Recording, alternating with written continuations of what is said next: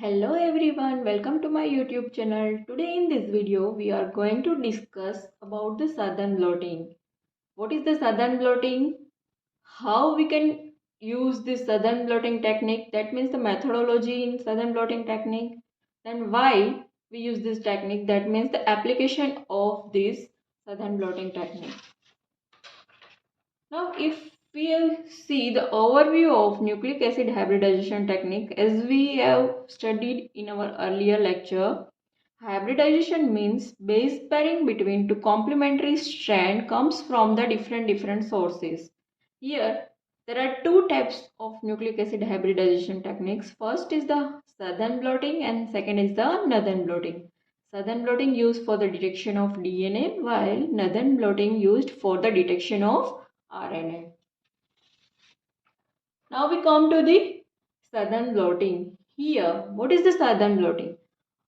Here, name itself suggests that it is made up of two words. First is the southern and second one is the blotting. Blotting means membrane.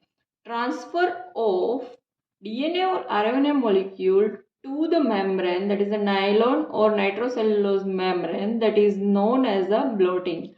While here southern is for the scientist name. This technique discovered by the scientist Edward M. Southern. That's why this technique known as a southern blotting. Here, this technique includes 5 steps. First is the fragmentation of DNA. Second is the separation of this DNA fragment.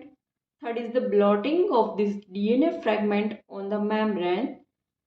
Fourth is the hybridization of probe with the targeted DNA. And fifth is the detection of this probe using different techniques. This is the detailed study of the southern blotting. In that, first is the fragmentation, means here first is the DNA, that is the eukaryotic or prokaryotic DNA containing our gene of interest. This red one is our gene of interest. Here we also know the sequence of our gene of interest as well as the restriction site present around this gene of interest.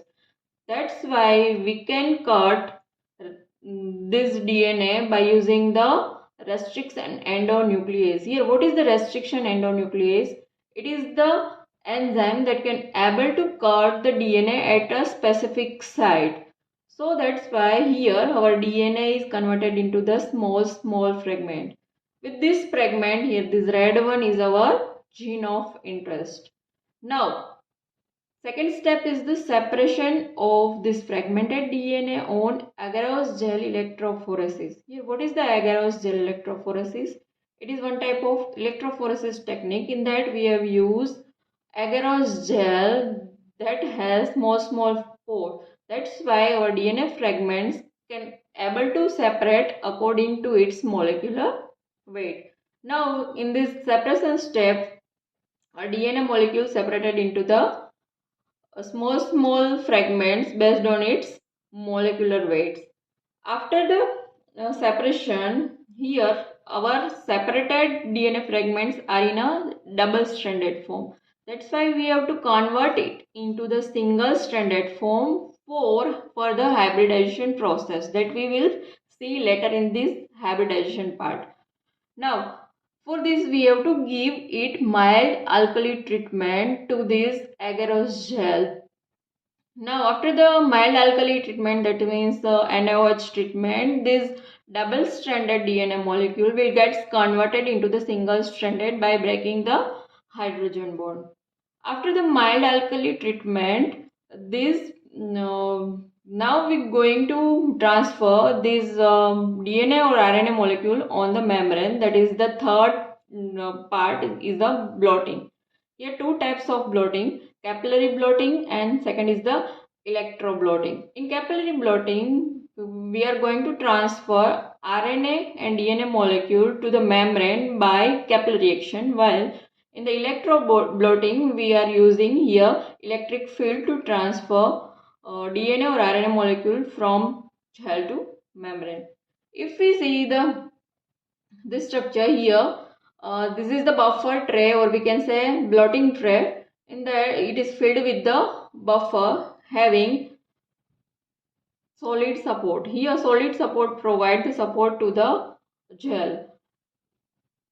In this part, this is the filter paper dipped into the buffer. Then this is the gel having our separated DNA fragments and gene of interest.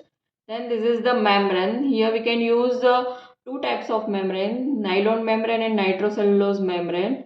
Then above this membrane, these are the filter papers, and here is the weight. Weight can able to press this filter paper and membrane on gel. That's why this band easily transfer on the membrane. Here when this filter paper dip into the buffer, this buffer move towards upper side through capillary action, and with this movement of this buffer, this DNA and RNA molecule also transfer on the membrane and move towards the upper side. That's why this DNA and RNA molecule transfer on the membrane. While if we see the electroblotting here, under the influence of electric field, our DNA molecule transfer on the membrane. Here DNA having the negative charge, so that's why it move towards the positive charge through the electric field. Now, after the transfer on the membrane, that is the blotting, we have the membrane having DNA bending pattern same as on the agarose gel, but here we cannot see our bend visually, so that's why we have to perform the hybridization techniques. Now here, after the membrane transfer, this bend can be fixed with heat or UV light treatment. Here we expose this membrane with the heat or UV light to fix this bending pattern. After this, fourth step is the hybridization with probe. In this, we are we are flooding this membrane with the radio labeled or chromogenic substance labeled or fluorescence labeled probe with the membrane. When we use this probe at that time, what is first we know what is the probe. Here, if we see the probe, it is the short oligonucleotide sequence labeled or attached with the detector molecule. Detector molecule can be fluorescent, can be radio labeled, or can be chromogenic substance. It has the complementary sequence to our gene of interest. For example, our gene of interest has sequence A T G C A T G C. Then our probe must having the sequence T A C G T A C G. Now this probe can be hybridized with our gene of interest by forming the hydrogen bond, and here we can see that in the red one is our gene of interest. To this probe will go and bind. Now after the flooding of a probe, we have to remove the excess of probe by washing this membrane.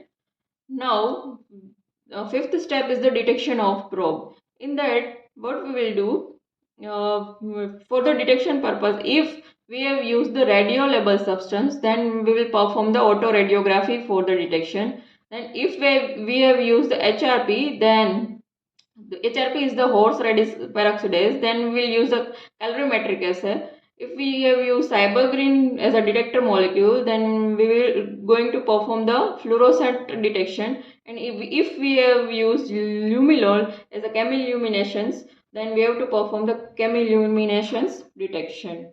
After the detection of probe, we can able to see the gene of interest by different mechanisms.